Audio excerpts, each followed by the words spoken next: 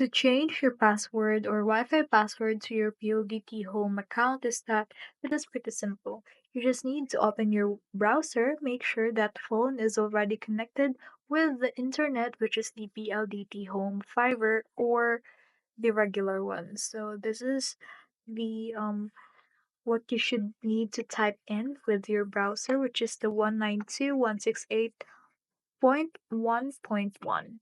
You should enter the admin as the default username and 1234 as the default password. So that is for the default password. If you change it, then you should log in with those credentials instead.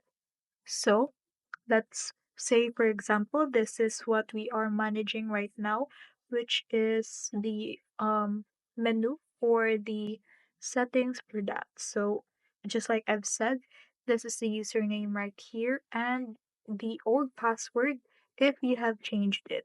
But this is the default one. So, there are two types of Wi Fi connection in your network. So first is the SSID name, so you can see it right here.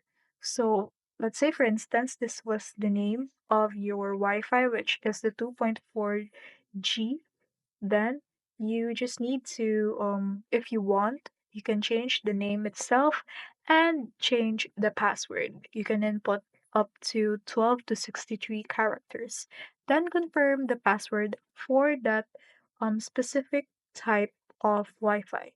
So for the 5G one, it is also like another set of Wi-Fi, but it is like definitely in one modem, just like a separate um speed with the 2.4 and 5G, which is obviously the 5G is faster. So just like what I've said, it's just the same procedure with the 2.4G one. So that's